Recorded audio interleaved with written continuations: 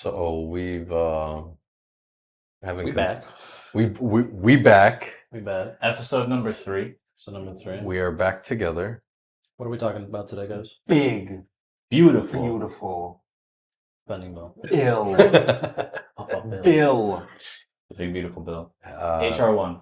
No, don't. The best bill. What is it? Best. The best. It's a big beautiful bill. Tell us, Luke. Tell us. It's gonna be great. It's gonna be fantastic. It's gonna be amazing. I mean, honestly, this whole episode is going to be Bring about America talking- back. Baby, we back. We're back. We're back. They didn't think it was going to happen. Here we are, making it happen. Anyway, we're going to talk about that today. We're going to, I guess, in some ways go over it a little bit briefly. The big beautiful Highlights. bill. Big, beautiful Bill. But even to start off, I think the number was 68 or almost 70% of Americans are opposed to the bill. 70%. Tell us why, Adam. What are you opposed? Do you support the bill or are you opposed? Personally, I am opposed to the bill. Don't worry. I think you can speak for all of us. Here. I think I can speak for all of us. And apparently I can speak for almost 70% of Americans. I think a lot of people are in the same boat. I think it is massive transfer of wealth from the bottom of society to the top of society. And I've been reading through it page by page. I know a lot of you guys have been as well. And the more you read into it, the more you realize, I'm like, man, I'm really combing through this to see where the benefits are for ordinary working people, because it seems like so many of these benefits, I'm like, oh, yeah, if you work in like big oil, this is beneficial to you. If you work in big healthcare, this is going to be really beneficial to you. But if you're just a regular school teacher, you're not going to have too many benefits from this, right? And that's kind of how I came away from it, from reading it, observing it, listening to all the things people are saying about it. So that's just kind of my opinion. What are you guys thinking about it? So when I was reading through it, at least the part with the taxes, I think there was like a Title VII at that point. At least when you read through it, for me, some of it starts to sound really good, and then you start to think about what are the actual effects of all of these, and then it inevitably becomes, yeah, this is a transfer of wealth from people that are going to inevitably pay more taxes, buy into the social programs that aren't going to be funded as much anymore at all, if at all, right? So to me, it's like, it seems a little enticing if you read into it, but the grander scale of it all is going to inevitably leave the middle class and the lower class of people to fend for themselves in at least 5 years. Yeah, because when you look at the reduction to Medicaid and like SNAP benefits, but then you look at the tax cuts that you have for certain groups, you're like, oh, well, to like offset some of that stuff, you directly have cuts to this, right? And I'm like, let's be real, most wealthy people aren't using Medicaid or SNAP benefits, right? And so there's a very specific group of people who it's hurting, and it is hurting because so many people rely on it, and it's, yeah, it's very unfortunate. It is. It is. So we can go a little more in depth into it in a little bit, but one thing that I found in the bill is, so I pulled up Title VII, the finance section. It's on page 216, Luke. Thank you. And I found the Internal Revenue Code because I wanted to just do this for myself. I wanted to like run the numbers and actually like check and measure. And based on what I found, everyone's going to be paying less in taxes, like across all income brackets. So that's nice. Like, yeah, we get to keep more of our money. However, the tax savings aren't proportional. The highest income earners will see the highest savings in taxes, or they'll have to pay less in taxes proportionally. They're just going to get the most savings in taxes. And however, when you consider the cuts to the in-kind transfers, so Medicaid, SNAP, other benefits, the lowest income earners, or like the lower income earners, can see up to or like around a net decrease in resources by $1,600. So let's say, and these numbers I'm kind of making up, but let's say that lower income earners now pay $2,000 less in taxes. Okay, so they have $2,000 more, but their benefits are being cut by like a total of $3,600, right? And so if I'm doing the math correctly, that balances to like a net negative or a net loss of $1,600 in resources per year. So yeah, everyone's saving on taxes, but the people who need social services and welfare the most are the ones that are like in the net negative. And to a lot of people, that may not sound like a lot, but I mean, let's not forget money is relative. If someone makes, $1 million a year, $1,600 may not sound like a lot, but if someone making $30,000 a year, that's a lot of money. Mhm. That's, That's- food money. that's a paycheck. Exactly. That's That's pretty literally much a like a paycheck. paycheck. So Yeah. there's that whole argument as well. Yeah, so it does seem like a big transfer of wealth. The one thing that I saw is that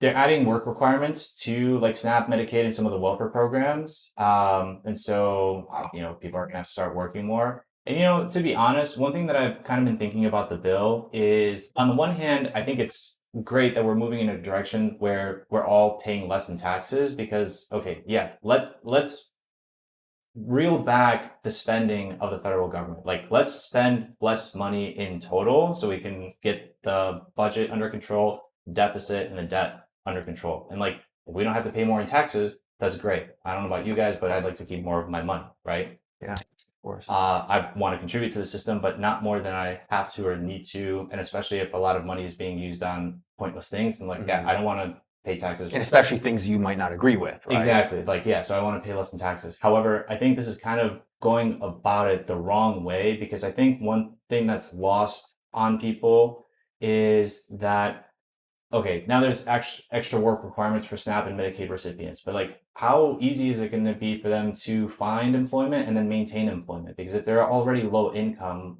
and they most likely live in a low income area, a neighborhood, I imagine that the job opportunities aren't that great. And if there are job opportunities, it's still minimum wage. There might not be like a solid like career path for like higher earnings later on.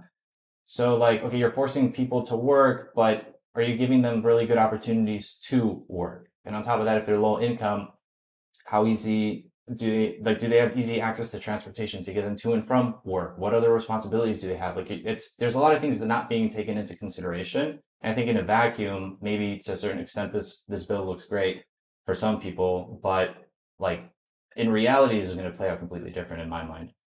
I mean, I pretty much agree with that, because at the end of the day, when you think about the type of infrastructure that we have for people that may be in lower income areas, just in general, does the bus run through there? Is there a train that you can go on?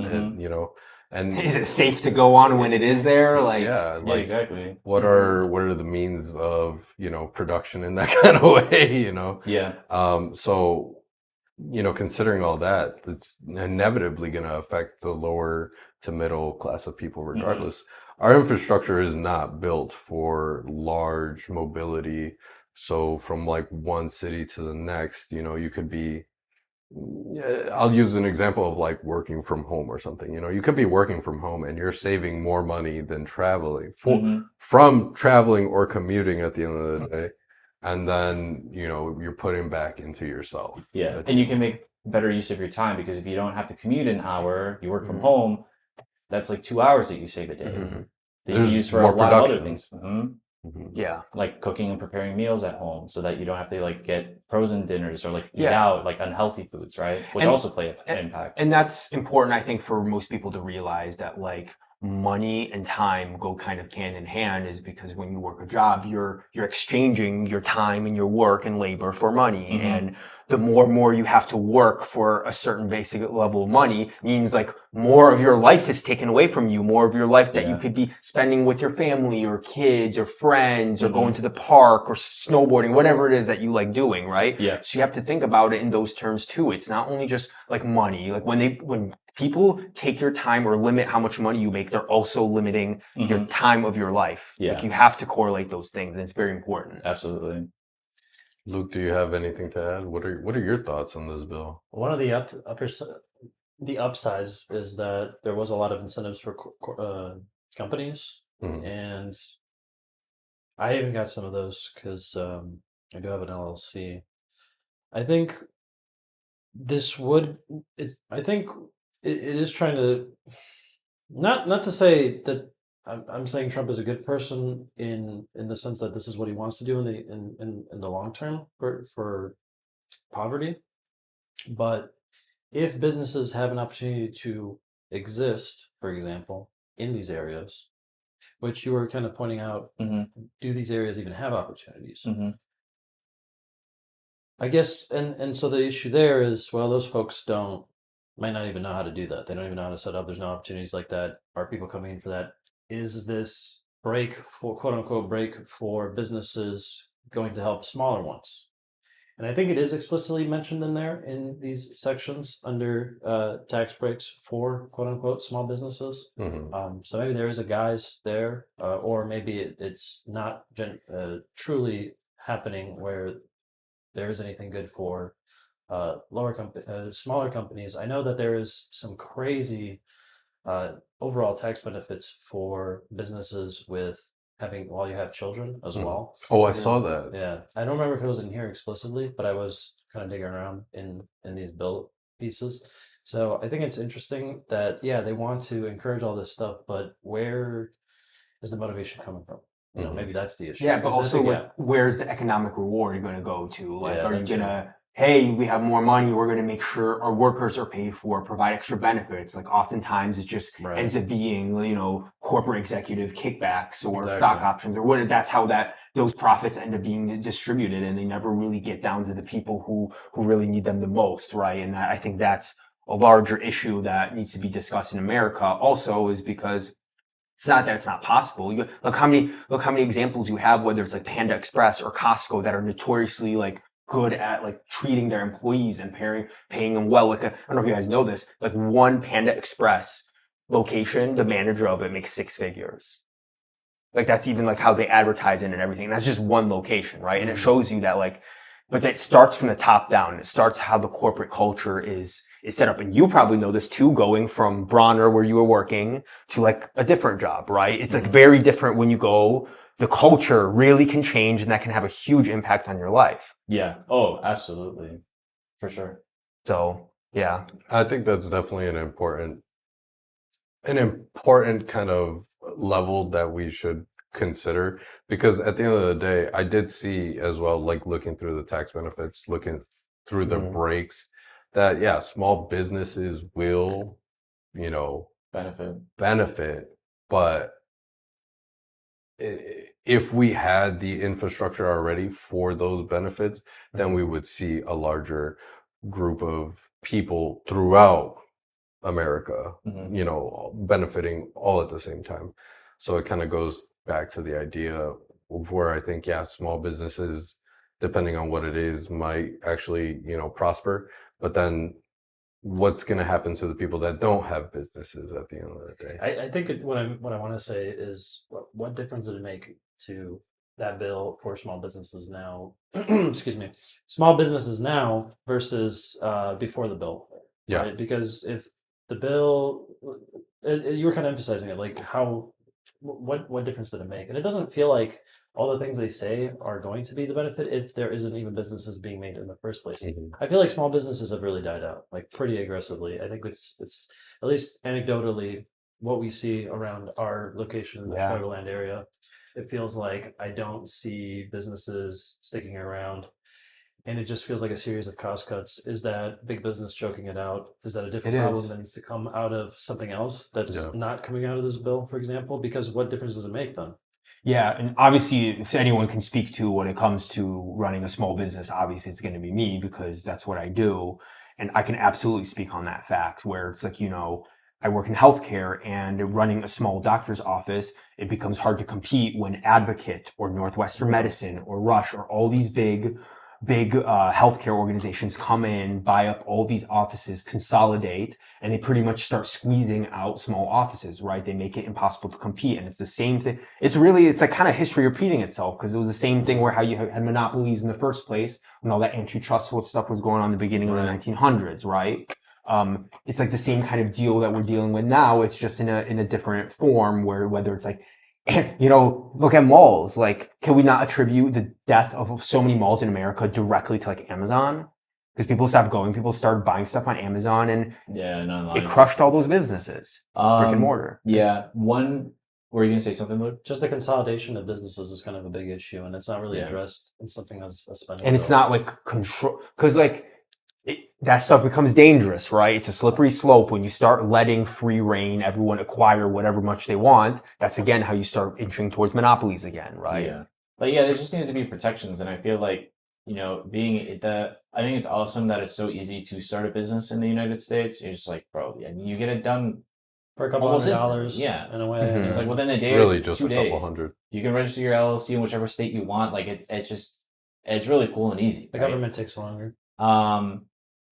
And I think with that, it should be encouraged that everyone starts businesses. I mean, I feel like especially during the pandemic and over the last couple of years, a lot of people have started side hustles and doing things on the side. It'd be awesome if they can legitimize that and truly, make it a business. And I think Mhm. that is, a step in a good direction of like the living the American dream, where everyone can kind of cut out and carve out their own like share of the market by starting their own side hustle, and then you provide whatever good or service you provide for your community, right? You're a small business, you're doing something just like on a local Mhm. scale.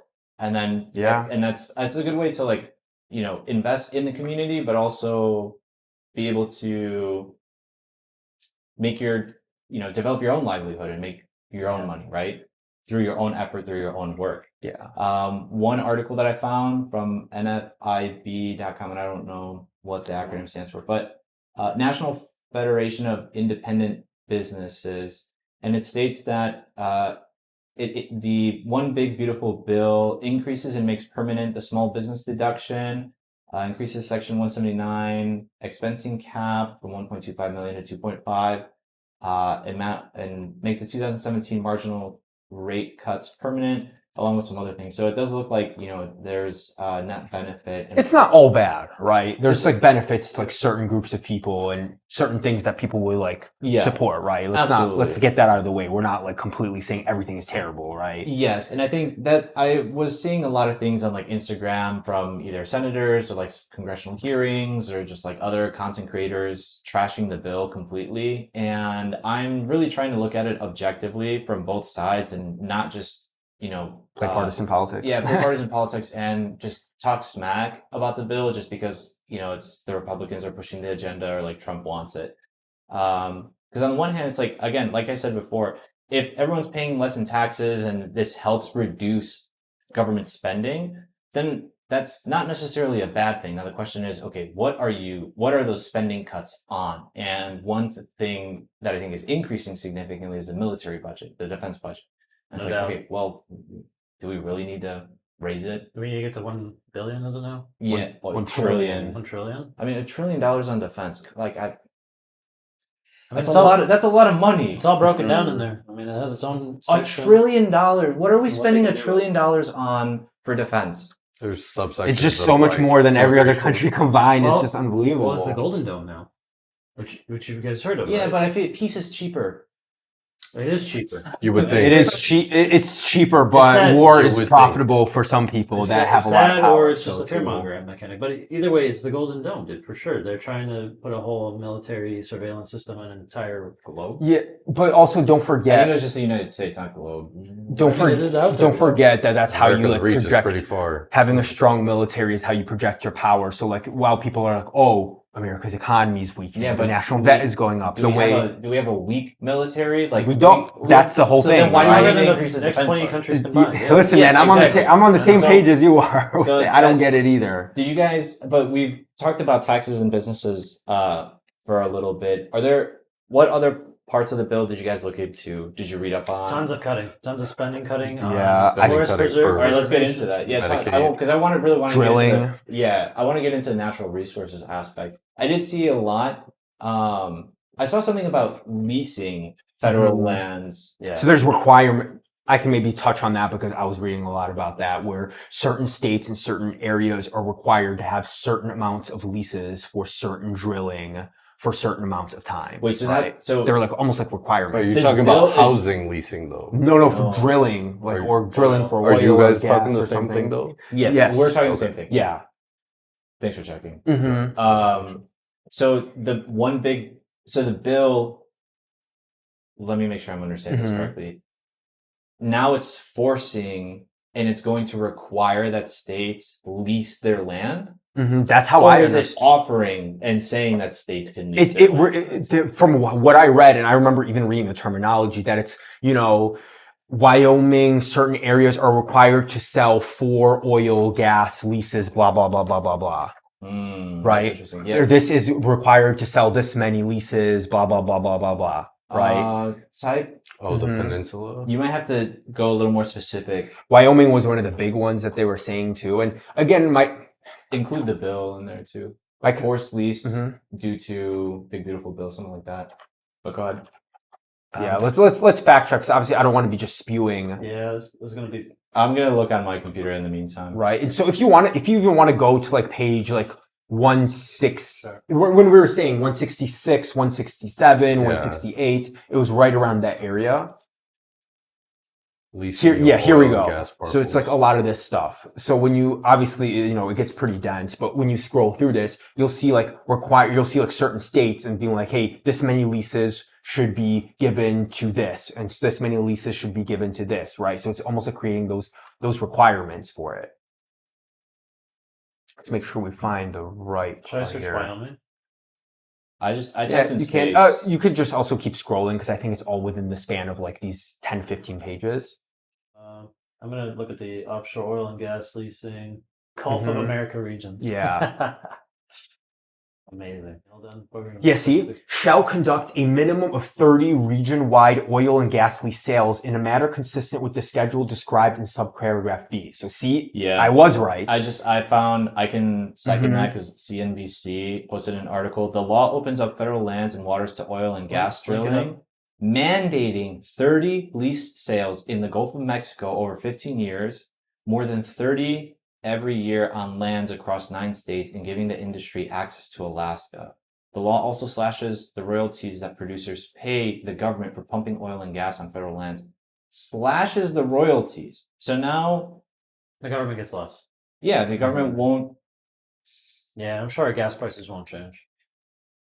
If anything, they'll go up. Yeah, and again, where are we drilling? Are we So we're taking away leasing- our national so we're parks lea- and that's where we're drilling We're through, leasing right? the land and like cutting royalties. Maybe it's just maybe we're still getting some royalties. The article doesn't We say, are, but And if you scroll down there, it was like, dude, come on. So now these companies are getting access to like To- more to land land. and more resources. They don't have to pay they don't have to pay the royalties, and they get to keep Mhm. the resources. Like the how resources you- belong to the who United decides States how you government. get the leases too, right? It's like, this is what problem is, like they talk about the American dream, but like unless you have the right connections, like grab one and be like, this is how you fulfill the American dream, is by like drilling oil, starting a company, making a bunch of money off of that, right? But it's like there seems to be red tape and like not everyone can A, afford that, and B, has access to that, right? Oh, see right here. 70% shall be paid to the state of Alaska, 30% shall be deposited into the treasury and credited to miscellaneous receipts. But the yes, This is the however- thing. This is part of what I screenshotted to you guys. It is, yes. However, it's like 70% of what and 30% of what. Whatever they get, right? Yeah, so They'll a revenue sharing from the stuff that was like above here, Yeah. right? This is page 172 72. in the bill. So what amount they have to give to the government, I imagine, is somewhere in there. And I think Probably before this miscellaneous. bill, I think in 2017 when Trump had that tax break bill, I believe Alaska, that was the first time Alaska was brought to the table for gas leasing and oil leasing. Mhm. And I believe it was 50-50 at the time. Mm. That's what I believe it was. Mhm. But also, the thing that really bothers me about this is where are we drilling? Are we drilling in national parks and places that are like designated for public use that our taxpayers help fund and maintain and that's supposed to be access to the public? All of a sudden, some of the most beautiful places in America are going to be closed off because people are going to be drilling oil there. And the thing is, like, you have to. The other part I'm thinking about, they're probably not just gonna set up like one little pump and pump a little bit of oil. Nah, they're gonna dude. They might have to clear entire forests. They'll have to build like infrastructure, roadways, and like employee housing. Like they are going to. It's not going to be nature anymore. It's going to be urbanized and like developed land at that point. And then here's the other part that gets me. It's like, okay, fine. Like, I'm not saying go ahead and do this. The thing is, if they do go ahead and do this, what about afterwards? When the oil runs out, when the gas runs out, they're just going to leave everything and like walk away. Yeah. And then you're going to have dilapidated housing. You're going to have blight. You're going to have all this like infrastructure that starts crumbling in like a couple decades. There are some. And it's just there like are some. all that pollution. It's affecting the ecosystem. What if there's a spill into the waterways and starts killing Bro, wildlife? We already right? have minimal Yeah, I mean, we've had water that multiple times. now. resources. Yeah, but to respond to the winding down and the moving away from it afterwards, there are some requirements on how you. There clean are, up. but- but then they'll just keep it on minimal. Or they life find support. loopholes because like They yeah, find just to keep it on loopholes. Or like they reduce regulations so like these companies don't have to be as strict like when doing this stuff because regulations are unprofitable. There's a reason yeah. the companies don't like regulation because it costs them money. Yeah. Regulations are there to protect consumers and protect regular people from the dangers of what companies can do. But it costs them money and they don't want that. That's why always you hear companies advocating for less regulation. Right. So here's a flip side too, and I don't know if you guys caught this, but in the early part of the end of Title I, there are additional benefits being provided to rural America, at least on paper. Mm-hmm. Mm-hmm. Most of the agricultural stuff is already, crazy regulated as it is today, with everything down to how much things cost. But there is some sections towards rural area, at least what they say is funding, which when I look at the internet side of things for infrastructure on internet in rural areas has always been an absolute joke. I'm sure you guys remember reading about it just, I think maybe earlier in the year, at the end of the year of last year, about how there was these random shell buildings, office spaces where a bunch of supposed network infrastructure funds were being funneled into billions of dollars. So, yeah, on one hand, on paper, I think that to kind of tack on to what you were talking about, the net negative, for rural America, I think there is technically a positive, or at least maybe some kind of neutralization because of these additional funds, but I don't imagine. It's a positive for specific groups of people again. Right. It might, even some of the benefits that they get might not even go compensate anywhere. the losses. Let alone go anywhere. The right? other thing too, I don't know if this is part of the one big beautiful bill, but during Biden's administration, he dedicated a lot of funds, actually, I think it was he, but like during Biden's administration, a lot of funds were dedicated to helping connect rural America with broadband and like internet technology. And during Trump's term, that has been like cut. But it was also because away. some of it was found out that they were just not going anywhere. It was just going to an empty office building and billions of dollars, which is what allegedly on news through the DOGE, which is that still a thing? It's probably gonna Can't imagine that it concise is. at like July 18th. I think Yeah. one of his bills. Okay. were It's talking funny about because they that. were going to save us so much in money. It was like 1.5 trillion. They like for like a couple months. Ultimately, they discovered that rural infrastructure for internet was going nowhere. And I remember just thinking about it from a decade ago, 2 decades ago, where in the late 2000s, Comcast had taken a couple $100 million that they were given with no strings attached, and they did nothing with it, which was unsurprising. And the criteria was to spend it. And I don't know, that's the part that kind of blows me away, is that a lot of this funding just says go to these people. Yeah. The only description I get is from the military on what missiles to buy. Yeah, and then you hear that the military got charged an invoice for $126 for each roll of paper. And they can't pass their And you're own. just like, Yeah, one thing I want to make a comment on what Adam was saying regarding how we were talking like about businesses and like with the oil and land and Mhm. everything. yeah, we got off into a tangent there. So No, but what I wanted to say is it frustrates me like, oh, you were talking about the regulations on businesses that like businesses don't like regulations because it Costs them costs money. money. And it's Mhm. like, yeah, absolutely. Like as a business owner, I want to make as much money as possible. Like it's the whole reason why I started a business. Yeah. Right? In theory. But what's important to realize is that actions and inactions have consequences and impacts on people. And okay, yeah, you don't like regulation, but the people who aren't business owners don't like Mhm. monopolies. So like we got to find like a common Yeah. ground. Like there needs to be some sort of balance because not everyone lives the same life that you do. And if you're a wealthy billionaire or whatever, can just like escape all the like, food, chemicals and like foods and additives and everything, and you can live your own peaceful life in your own bubble. That's great. Mhm. Not everyone does that. And you cannot become wealthy and gain Yeah. at the expense of others. Like, Well, in we America, you can. Yeah, But- you know what? Keep going. You're right. You're right. I'm sorry. Maybe I'm just in the wrong country. But I hate that mentality, right? Like, okay, I get it. Yes, this big, beautiful bill. It's great. We're all going to pay less in taxes. But the thing is, it's not, and I know I keep referring to that. That's just like a low hanging fruit for me, but it's not that simple. Like, we can't just say, oh yeah, we're going to lease these lands. Like, at least get a good, if Trump is a master of deals and wrote a book on like the art of the deal, why the hell are you creating a deal where all these oil companies and gas companies can now start drilling and they pay less in royalties? Shouldn't he have negotiated a deal where they pay more in royalties so that the government actually gets more money? You Instead would of think just that.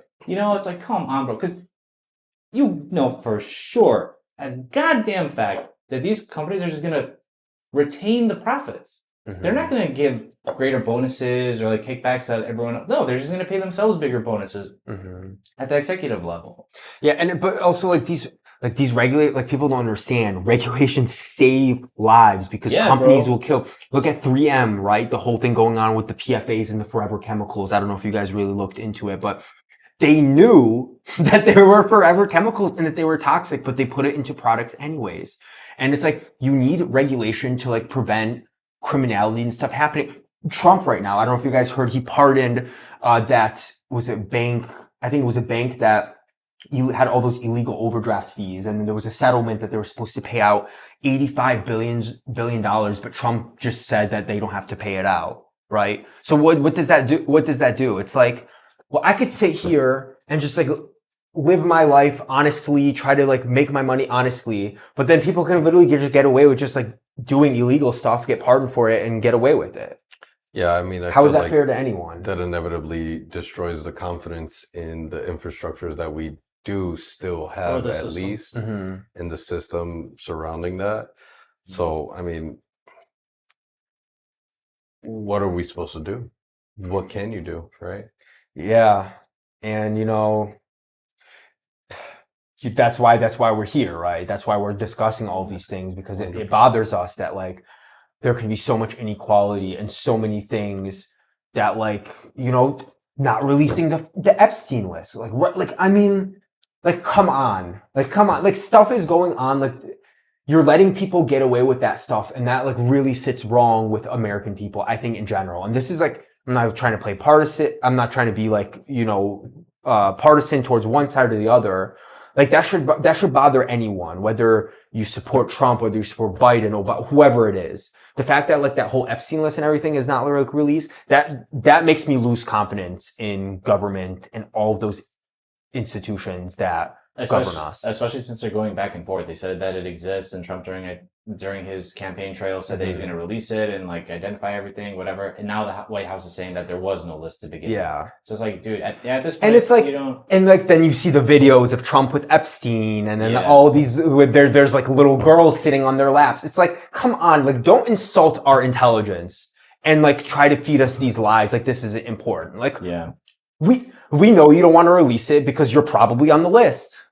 Like, let's be real. Let's just fucking say it what it is. I'm sorry I swore, but like, I don't know. it is what it is. I don't know if you guys saw the video of it, but I think it was the press secretary or the secretary of the White House.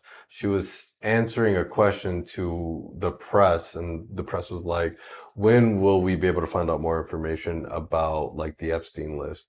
And Trump was right there, and he was like, hey, we're still on that. You're still on that right now. Like, we got Texas, we got bigger issues going on. we got bigger issues going on, Yeah. but like you're still on that. And he just like grilled it for like a second. But it's like one of those things where it's like, okay, well, we have bigger issues Yeah. for sure, but certainly that's a part of the bigger Yeah. issue. It's like, you know, that guy that like got caught doing something embarrassing and now is trying to like shift the subject onto something else because like he Yeah. got caught and he's trying to like get the heat off of I mean, himself. if like, if let's say Trump wasn't on the Epstein list and they did conduct an investigation, According to and- Musk, he is on the Epstein list. and they found out he was like guilty, like how would that implicate his presidency? You know, like Mhm. maybe if the Epstein list was released before he even before the election, that might have had an impact on whether or not he got elected, and then we wouldn't have been here in the first place to Mhm. begin with. Yeah.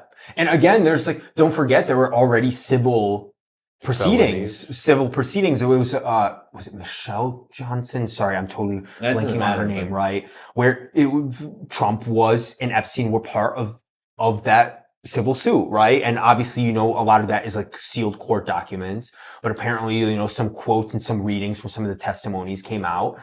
And listen, I'm not saying they did anything, but like, sure doesn't look good. You know, if it, like I always told you, if it sounds like shit, if it smells like shit, if it feels like shit, it's probably shit, right? Yeah. Yeah. Interesting world we live in. It is. Going back to the bill, Yeah, thank you. what were some other things you guys saw or looked into? So Heard under about? Title IV here, we have all the rescissions that were made for public works, environment, methane. I mean, I can list them out: greenhouse gas, corporate reportings, EPA stuff, funding. NASA is somewhere in here as well, because I just heard recently a couple thousand senior officials have been Mhm. let go. let go Mhm. due to funding cuts. Keep in mind, Here- NASA is 0.5% of the U.S. budget.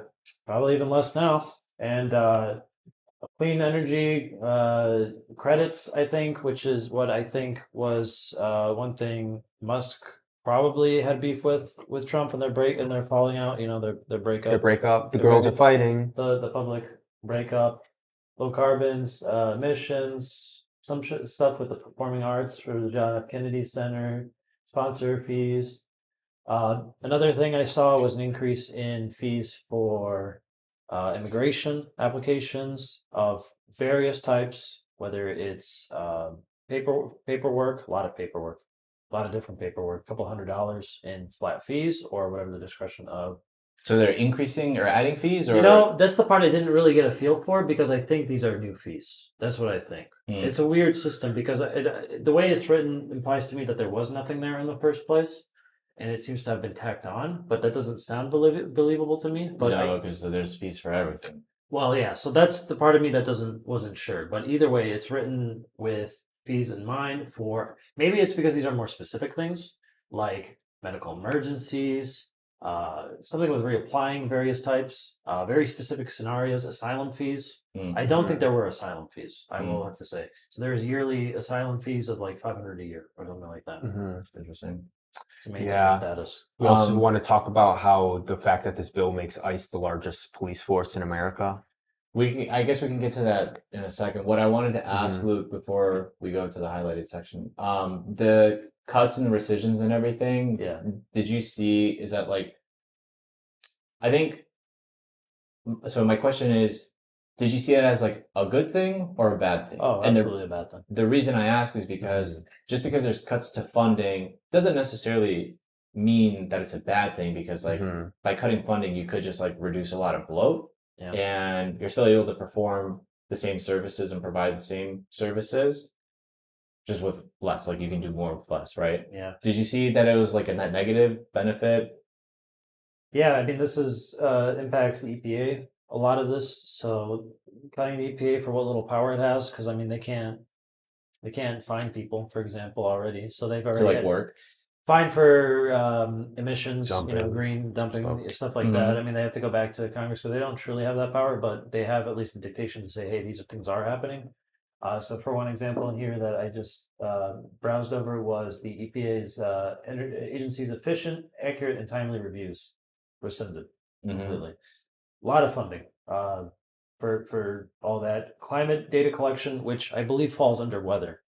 Which I don't know if you guys have already heard, but that was being cut, which I don't think should have been cut. That 100% should not have been cut. Public data for weather for everybody to have as an accessibility is an insane thing to do. I mean, that's I want to say like a 100 plus year old tradition at this point of having that established. So that it seems madness to me. Yeah. For something that should be straightforward. Is there maybe outrageous funding there?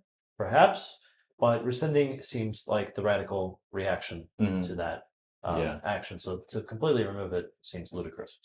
Hey, there's someone who benefits Right. off of all these Right. regulations going away because it makes it A private easier. business, right? And so Private it turns business. right. So IBM, But is when definitely- cancer rates spike in certain areas because these things are cut, that to not be Yeah. measured. Yeah, I mean, Mhm. there's a lot of angles here for sure. So I think IBM massively benefits from this because they have the Weather Channel now. They own that. Still there? They do.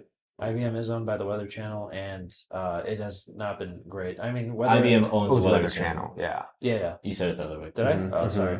I thought I said Weather Channel owned by. No, we know My what you bad. mean. Yeah. So IBM owning the Weather Channel, and now That would be insane if the Weather Channel owned it. well, Yeah. the That app. would be kind of crazy. Well, just to kind of talk about it from a simplistic point of view, the app for the Weather Channel was pretty straightforward. I mean, there's not a whole lot there to be done, but now it's just ad riddled on your Yeah. phone. I don't have a proper app where I can't see the weather without some goddamn app. Yeah, and then if you look at like the National Weather Service, it's all like it. You get the information you need, but it's just like blocky text, and I'm like, It's "Come on, very dude, I like mean, really. It's not easy on the eyes. There's so much information. You're like, what I'm trying to find out is not there. Yeah. It's hard to find, right? But I could imagine that would inevitably lead to people like dying because I mean, Yeah, you don't get weather updates. you don't get weather especially updates, when it's floods, flash Yeah. floods. You know, A lot of this stuff. This hurricanes, literally tornadoes. wildfires from Accessibility is becoming a challenge. Accessibility is starting to be turned into a profit, is what I Yeah, think. information literally, and Not just information, but I'm just talking about those emergency pieces. I mean, Mhm. they've been trying to. Sorry to go off and For just a FEMA. soft yeah, they're tangent, cutting but FEMA too. But Mhm. 2G, which is the bandwidth for cellular networks, that stuff is super defined, Well established. well established. But I'm trying to think of what airtight in a Mhm. way, right? It works. It has already been. The wheel has been invented. We don't need to reinvent the wheel. Mhm. So to just arbitrarily cut that off so that they can give that to something else when that is a very crucial role because, like we said, for Amber Alerts, right? Because that's where that is used heavily for, and medical things as well. Is I think insane. I think Mhm. that's to make the basics just so that someone can make a business out of it. Yeah, Lives are at risk here, and that's why people should be like really fed up, especially with like all these like environmental cuts and all Yeah. that stuff. This is something that people, because like They're again, gonna- you heard of like all these stories of cancer rates spiking or like water being contaminated in certain places. People get Mhm. sick, and they lost their Medicaid, now they got sick, and now what are they going to do? Because now they can't Exactly. afford to go to the doctor, right? Exactly. So lives are at risk here, and like people need to feel like this is an attack sometimes on their lives too. Especially, I'm not saying everything, but like certain parts or See- when legislation gets passed, I- and people need to feel that too. I think I want to make a comment on the language you used, where you said that this bill is like an attack on people.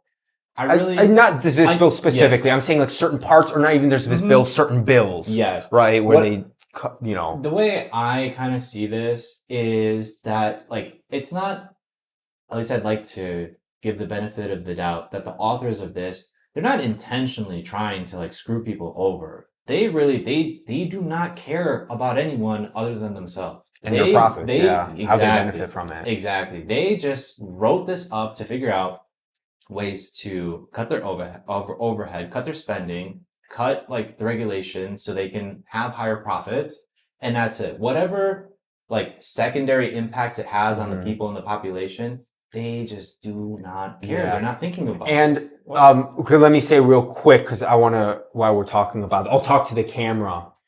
Do you know why they do it?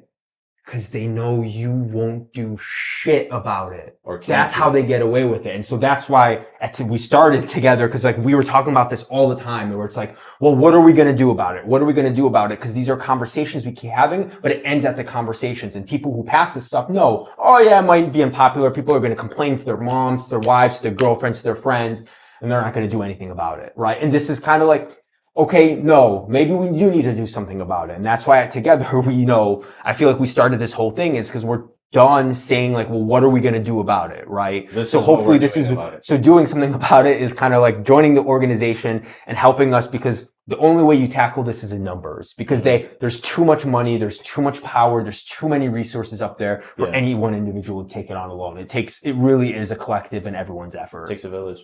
Were you gonna say something, Luke? Go ahead. Another data point that I think we've kind of forgot about is that every year it feels like I keep hearing that the life expectancy in the U.S. keeps falling. Yeah. Greatest country in the world. I think we're below Life 80. I believe we're below expectancy. 80 at this point on average. Uh, So I mean that's just I another think glaring it's- part about health. I think that's a lot of parts, So some on the Well, as a government, summary, and 77 other years. people. right Yeah. as a Canada's summary. 81, UK is 82. Yeah, so as a summary, I want to say that that this kind of encapsulates in a very nice summary way of saying life expectancy dropping every year for quite a while now. I think it's that and birth rates.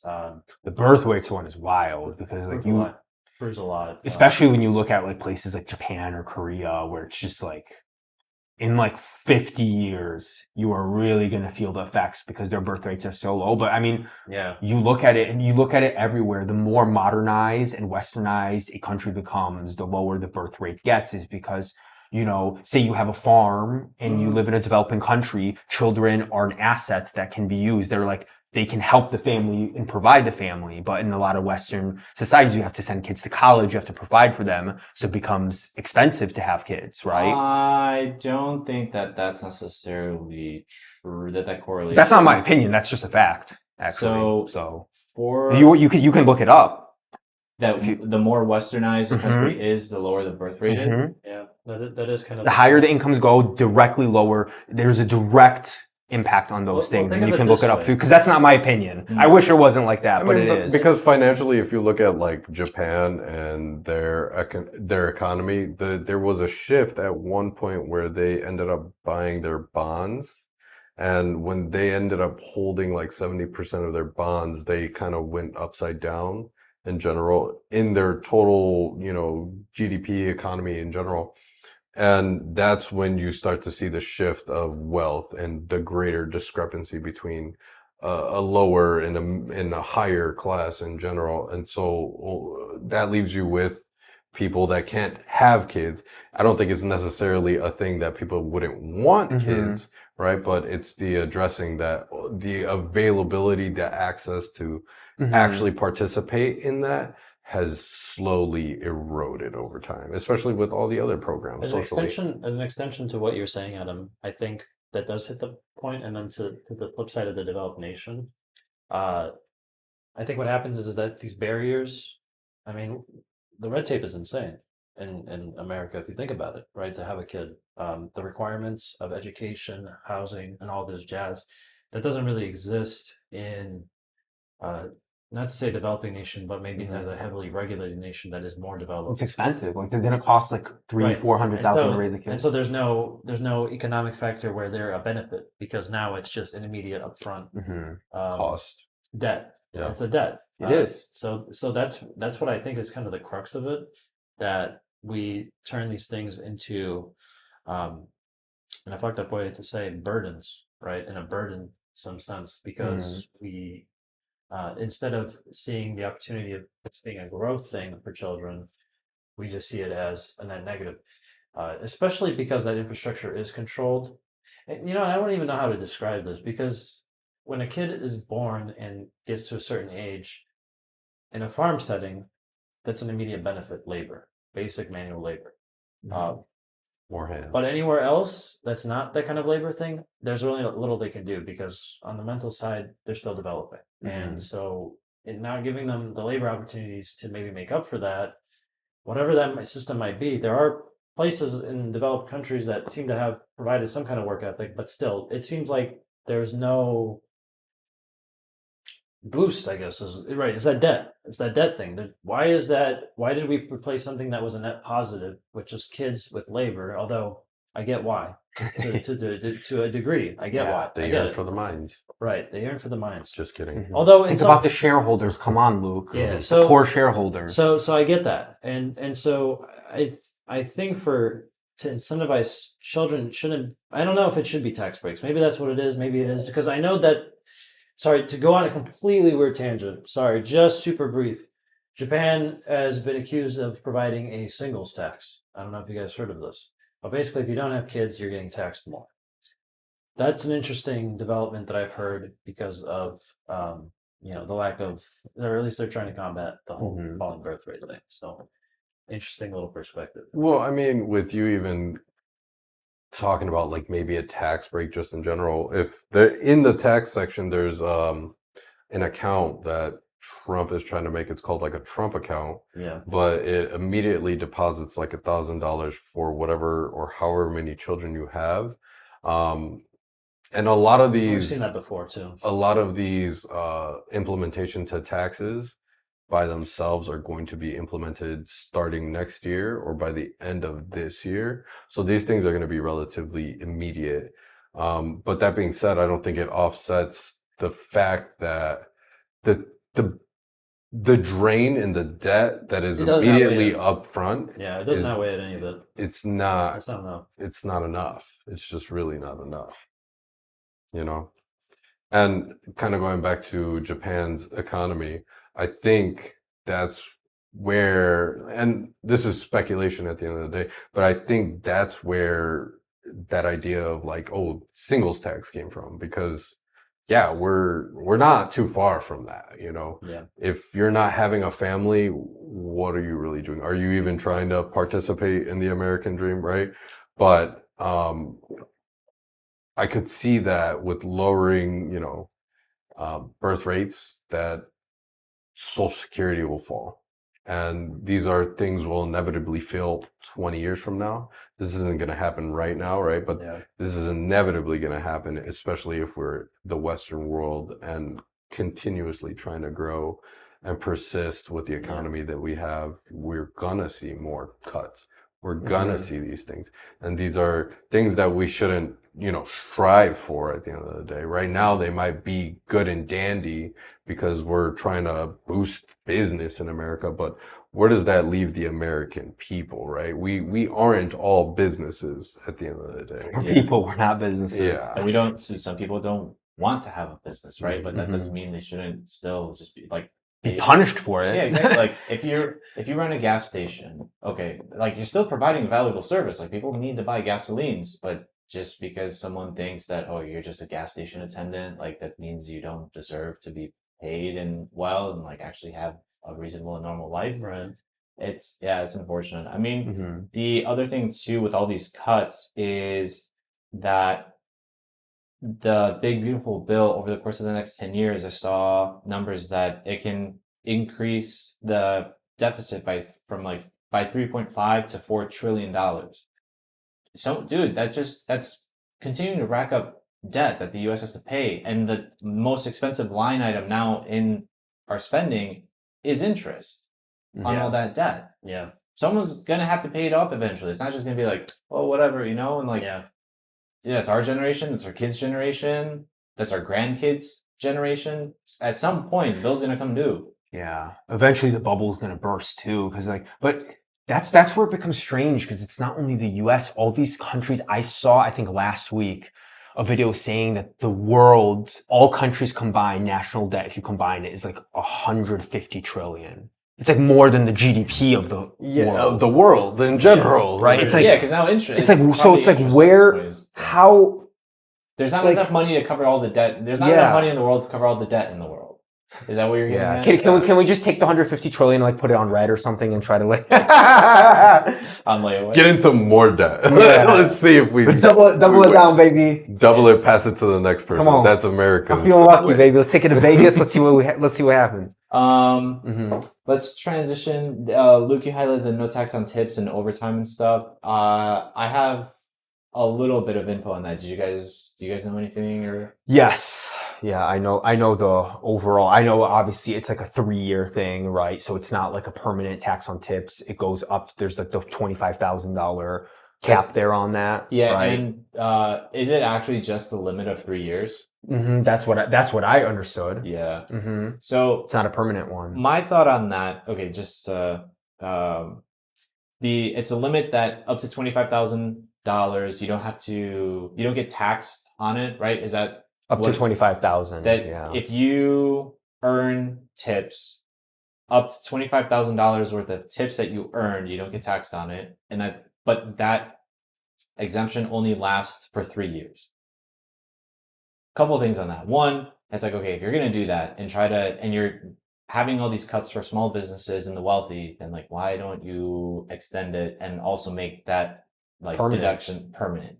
However, the thing is, I don't think that should exist to begin with. And maybe people are gonna think that's controversial, but like, why is it that because servers, for example, like when we were in the restaurant industry, some of those servers were making between $60,000 and $80,000 a year. Like that was their full-time job. That was their full-time income. It was just being in the service industry.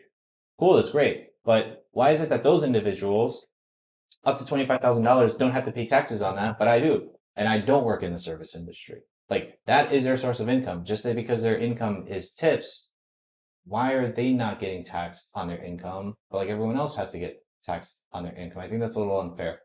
I think it's a great benefit for them. And like, hey, dude, I mean, I want people to have those benefits, right? Or to be able to benefit, but I don't think this is the right way to do it. I don't think it's an appropriate thing to do.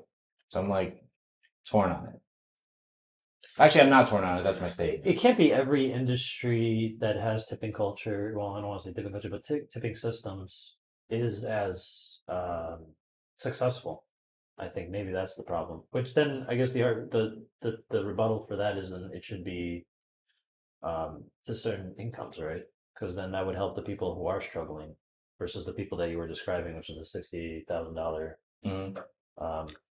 take home earners. Right? Yeah. But it's also like because like tipped workers, like But it's also like barbers, right? salary Valet tips. I wish it workers. was salaried workers have like that stability of like how much is coming in and all that stuff, and so maybe it's like just like a hey, because tipped workers don't have the stability. Sometimes you might make great money one days and one days you won't, right? But that that's was like your choice to make, and that's how the system's set up. Like was it your choice to make? That's just how the system is But set up. also no, it is like because, the like, it's not- availability and no one- access right? of the work that you can actually do. yeah, but no one forced you to be a server. But if You those chose are to be your a server. only accessibilities, let's say you're a low income person, right? If those are your own accessibilities, If that's the only job you can get. then how is that their fault? I know what it is. And- It's because to keep the strip clubs open, guys.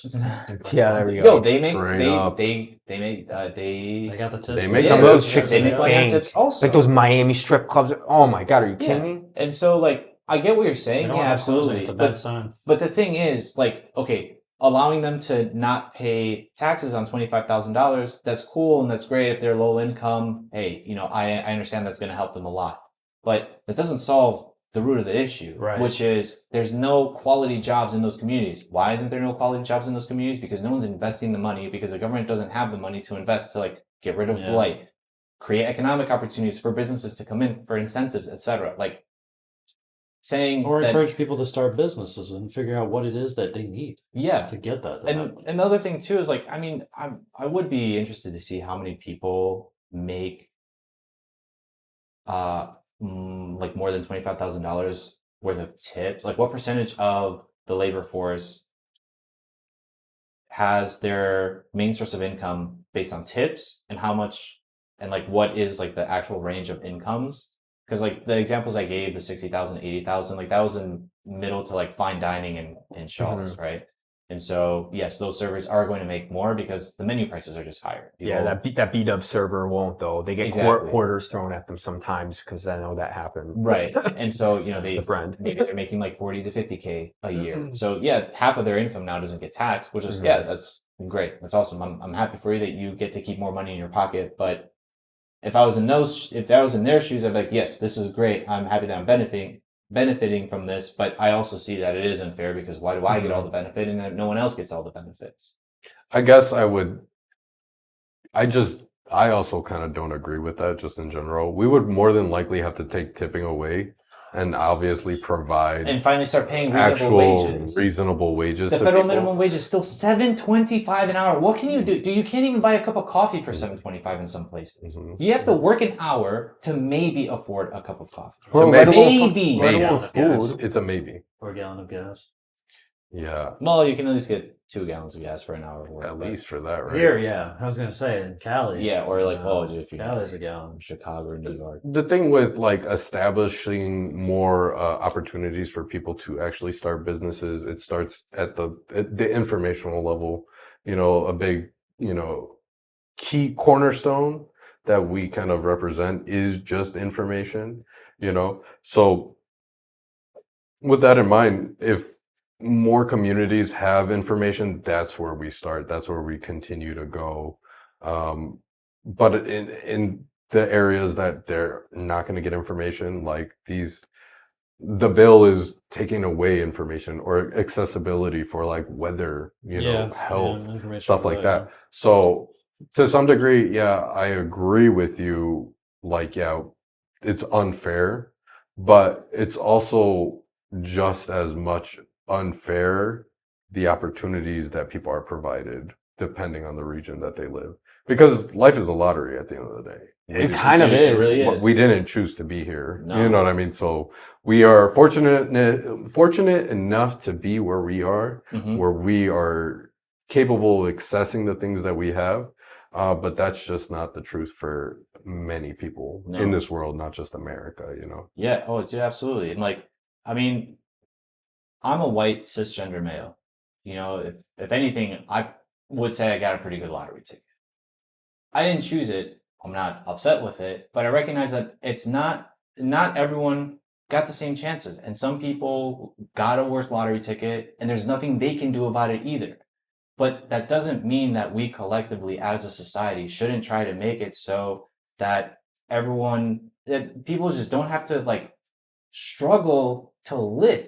Yeah, your basic needs shouldn't be like an absolute struggle to even get by. right? Absolutely. Like some people are working 2-3 jobs just to make ends meet so they can have a roof over their head and food to, if not for themselves, for their family.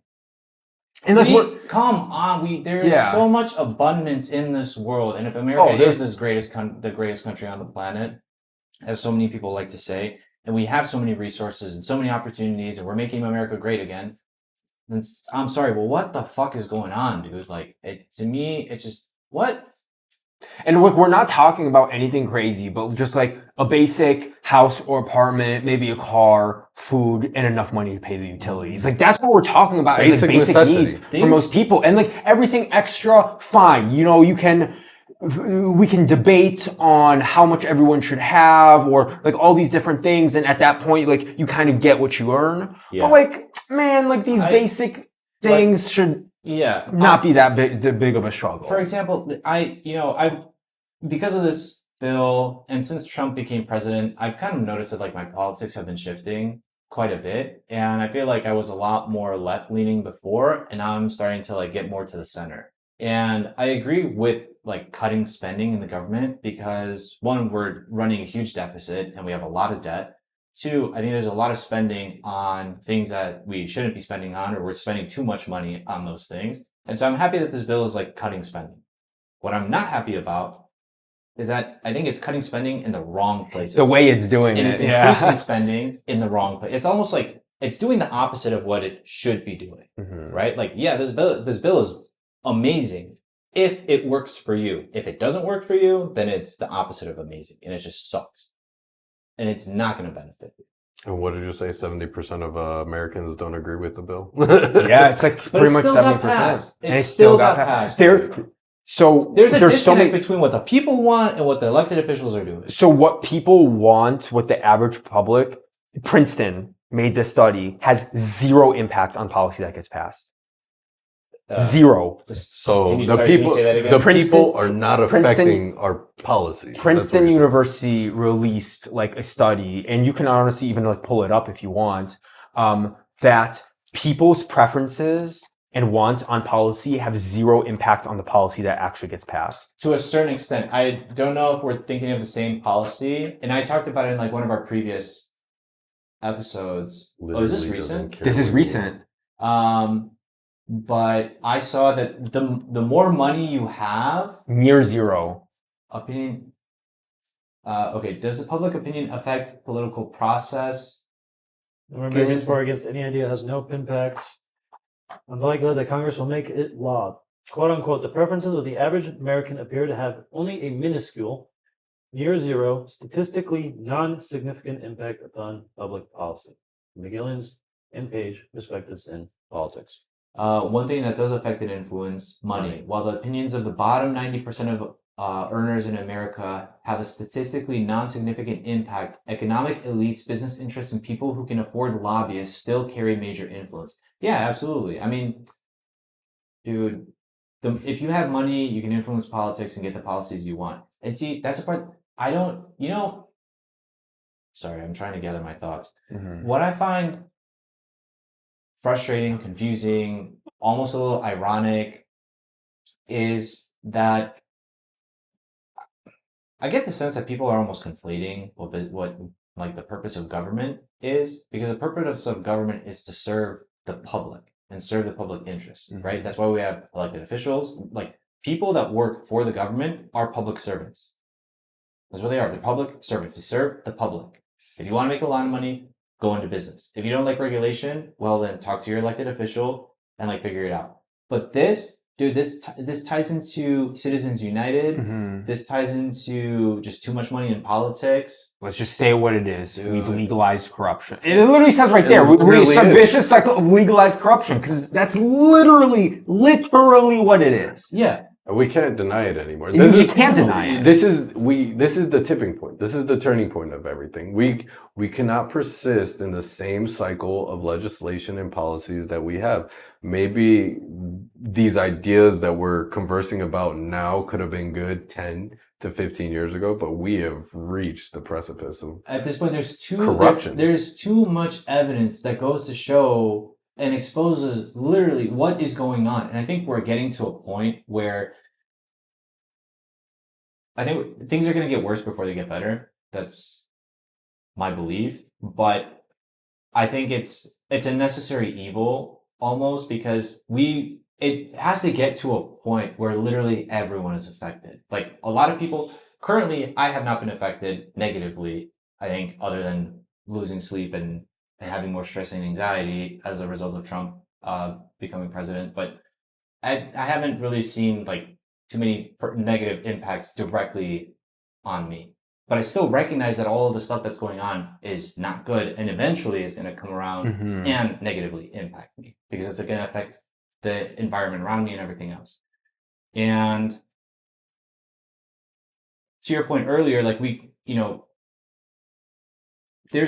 it's undeniable at this point, all the like corruption and all the negative things that are going on in the government. And yeah, to your point earlier, this is why we started together. And so now I'm going to talk to the camera. If you're also upset by this, run for office, try to change policy, join together. Like, yes, we only have a podcast and a couple and like Instagram accounts and social media, but like at least we're trying to We do got something. heart. That's what we got. Yes, this is what we're doing. You do something too. There's so many outlets out there for everyone to like play their own part. Spread the message, spread the word, run for elected office, because this is how we're going to change things. Thank you for listening. I think we could just end it there. I think we can Unless you probably. guys have anything else to add, or I don't wanna have chat anything. about I don't think so. Obviously, this is something we could talk about all the time. yeah, But whole thing. yeah. So Anyway, yeah. thanks for tuning in to another episode. Catch you guys next time.